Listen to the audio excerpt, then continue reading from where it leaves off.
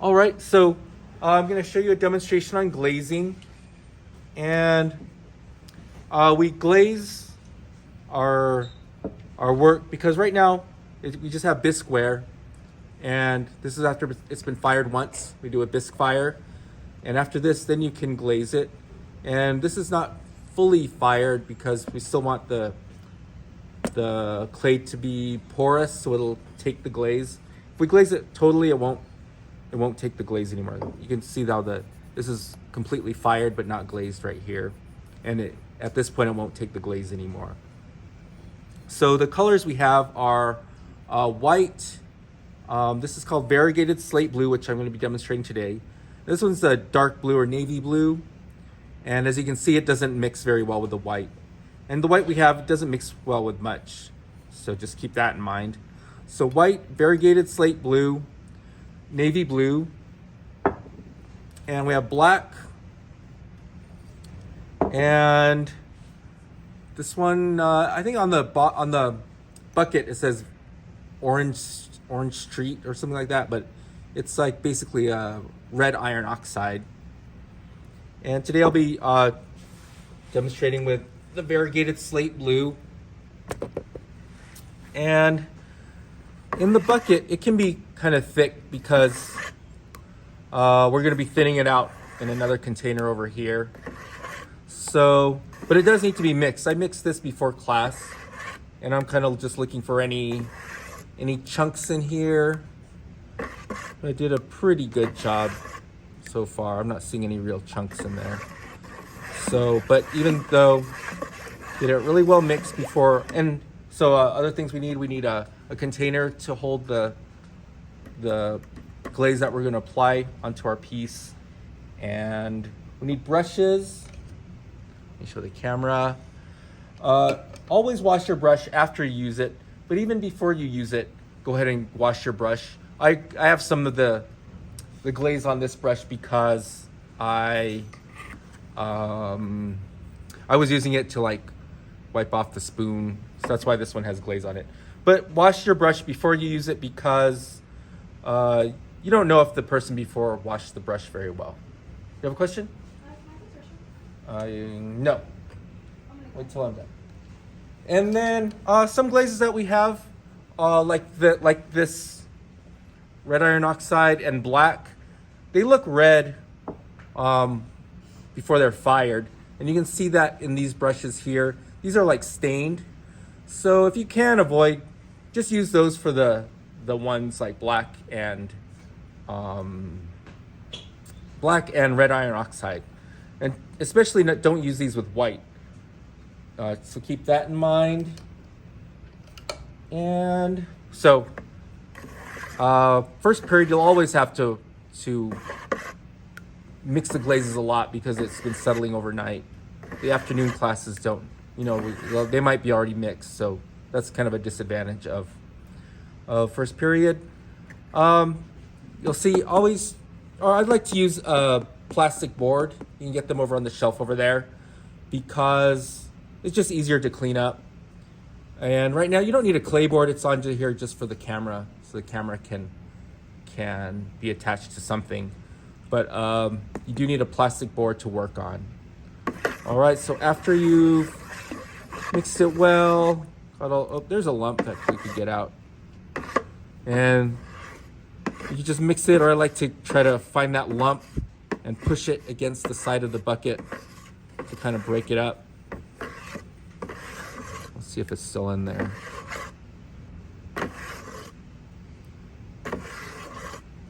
There's kind of a lump there. Let me break that up some more.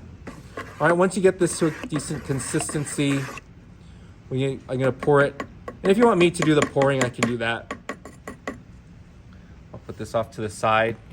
Pour it into a smaller container, clean. I already cleaned this yesterday or a couple days ago. And let me see, I might need to pour this off the camera so it'll be easier. So we need to get it into a smaller container to thin it out so it's more workable. And so I have a thinner version here. Let me get this out of the way so you can see.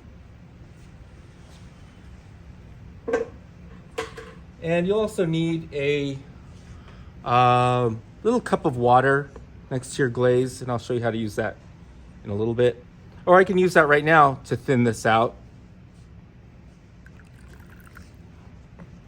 You could use another spoon to mix that up, but all I have is the brush right now. I've already used it, so I'm going to use that to mix this, sort of thin it out. Right now, this is kind of like pancake batter, and that's a little, some will say that's the right consistency, and that's okay for some thinner pieces, but we'll need to thin it out quite a bit. And the good thing about thick glaze is that it holds the ingredients better, it like suspends them. But the drawback is that it just coats on too thick and doesn't spread very well. And the benefit of a thinner glaze is that it spreads on well, but the ingredients settle out faster. And so whenever you put the brush into this container, brush the bottom or stir the bottom up, because some ingredients will most likely have already settled down. And I'll demonstrate that too. Let me zoom in a little bit here.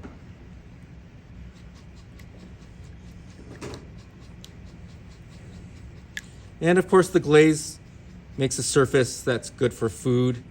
All of our glazes in here are lead free, so you don't have to worry about lead poisoning your food, which is an issue back in the old days, especially the bright colors from like 100 years ago or so would have lead in it, and it could get into your food, leach into the food.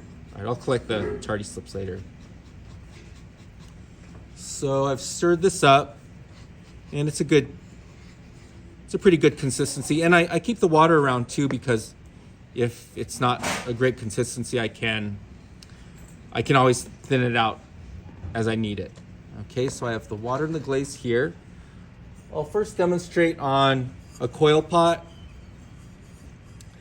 And but before we put the glaze on here, these are pretty thick. This one's not too thick, but still we need to do this here. I have a bucket of clean water. I'm gonna put this aside for a second. I have a bucket of clean water, and I'm going to, usually they take 2 dips. This one I'll just give 1 dip for now and see if it dries out enough, because if I just glaze this as it is, it'll suck in the water so fast from the glaze that it won't spread very well, and it'll just kind of clump up. So just give it a quick dip and right back out, pour the water out. I don't know if you can see it very well closely, but it kind of dried out pretty fast. And if there's some water in here, it will kind of slow down the rate that it takes the glaze in, so you can spread it better. But if it's too wet, we call that saturated, it's too full of water, it won't take the glaze anymore. The glaze won't stick to it because it's full of water. Those of you back there, get off your phones. Thank you. And actually stand up and come around so you can look. So Faith and Raina, come on over. But I do like to almost saturate the very bottom, because what do you think will happen if we have glaze on the bottom of here and we put it in the kiln? Thank you. What do you think will happen to the shelf? The glaze will get on there and it'll stick to the shelf, right? So that's why we don't glaze the bottoms. And so since we don't glaze the bottoms, it's okay to sort of saturate the bottom. This dried out a little bit faster than I wanted, so I'm gonna just give this another really quick second dip. And most pieces, you'll do at least 2 dips, but this one's a little bit thinner, so this one will just take maybe just 1 really quick dip. And like I said, you can always give the bottom, let me get this water out. You can give the bottom just a little bit more, so that that's fine if the bottom is saturated. so that it won't take the glaze. Okay, and I think I'm done with the water now. If you're not sure if your piece should get another dunk or not, come and let me know and I'll see. But this one, I can still feel it. It still feels a little bit damp, and so I think it's ready. I don't want to give it any more because then I'm afraid of saturating it. Okay, let me get this out of the way. All right, so I got my glaze ready. I have my water nearby. I've dipped this in water. And for now, we're just gonna use one color with our pieces so you don't have to complicate things. It's better to do the inside and outside on the same day. Faith, looks like you're still on your phone. Come stand over here, Faith. Faith, come stand over here now. Yes, Daniel. No, wait till my demo is done. Okay, so I'm stirring the bottom, and always glaze the inside of your piece first. It's better to use a lighter color first if you do use two colors, but again, we're just using one. And I'm stirring the bottom here of my glaze, and I want to get the hard to reach spots first. So that means it's this area here where the side meets the bottom. That's the hardest to reach area, so I want to hit that first. I'm going to get it loaded with glaze. Just give me 2 or 3 brush strokes per load of glaze.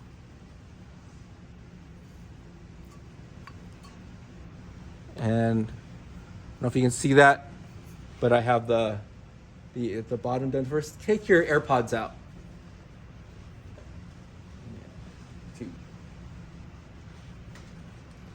All right, so get the inside done first, and then you can do the rest. We're gonna give usually 2 thick coats or 3 thin coats. And if you do more than 2 or 3 strokes per brush load, you'll actually start taking the glaze off. So just keep it kind of fast. I don't know if you can see it. There's a spot in there that I need to get. Got that. That's 1 coat. And this is a little bit on the thinner side. I think 2 coats should be okay. I go back into the hard to reach spot. Andrew, get off your phone. Or pay attention. Yeah, get off your phone. Thank you. And I get that again.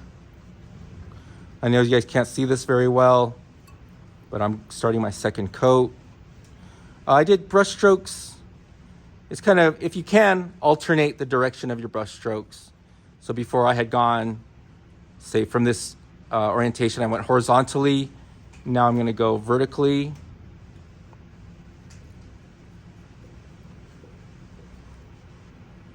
Try to get those hard to reach spots since this isn't very smooth.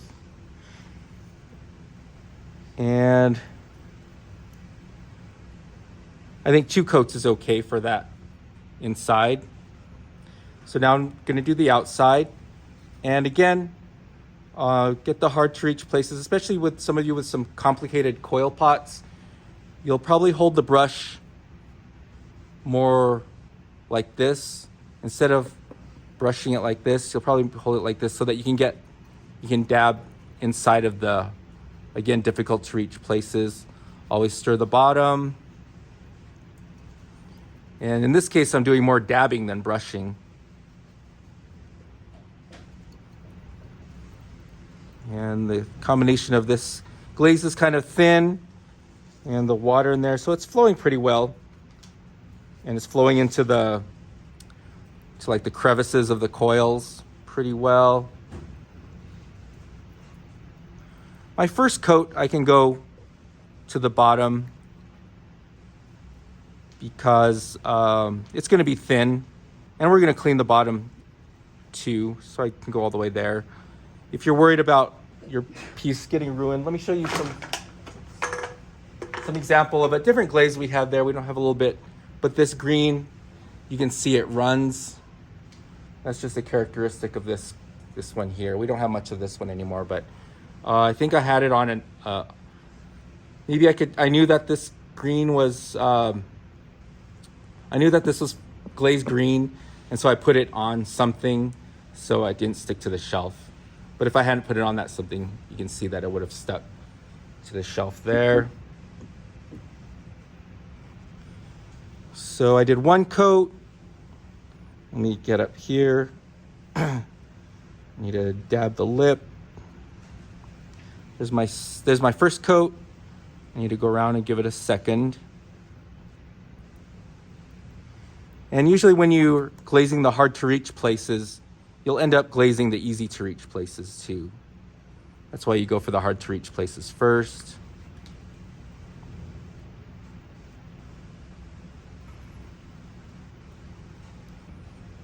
Handle it carefully.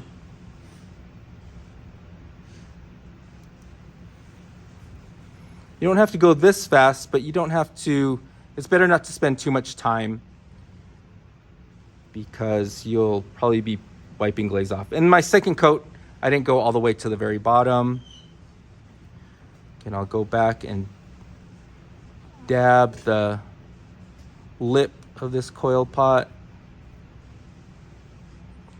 All right, and then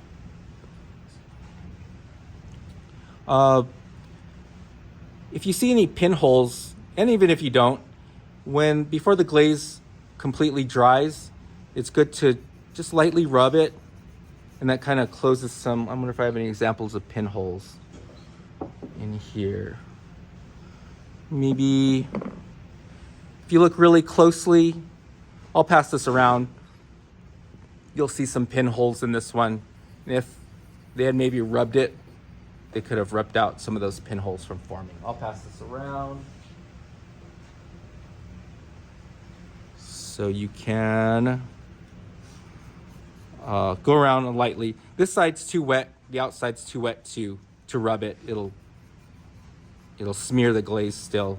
But the inside part was dry enough. So I'll leave this for now. And also you can go back when it's almost dry, and if you really want those drip marks done, you can get a knife and kind of scrape them, or not scrape them away, but kind of scrape them to the level. And here's another example. This is one of the coil pot elephants, and I'm gonna use this as an example because the body is really thick, the body and legs, but then like the ears and maybe the nose, definitely the tail, are a little bit thin. So if you dip the whole thing, the ears and tail, maybe the trunk will get saturated and it won't take the glaze. So I washed out, the body, you could, again, maybe not.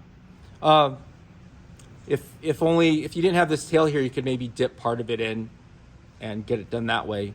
But because I don't want to saturate the ears and tail and trunk, but I still need to put water on it, I'm going to use this clean water and this clean brush and actually brush water onto it. And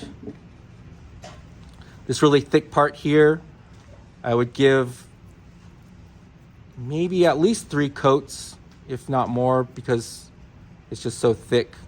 I would start with giving it 3 coats. And then I probably wouldn't put any water on the tail. Maybe give the ears just 1 coat. Maybe the trunk, just 1 little coat, the eyes. But this is just the case when part of your piece is really thick and part of your piece is really thin. I won't go over the glazing part of this one. I just want to show you that how to put the water on if you have some thin parts and some thick parts and you don't want to saturate the thin ones. Are there any questions on any of this process? All right. Okay, and then I'll show you where to put these. And before I put it in the kiln, I'll go through with a sponge, a really wet sponge, and I'll clean. Even you shouldn't have any glaze on the bottom anyways, but if there's just a little bit on the bottom, I'll clean that away. All right. Let me stop the video.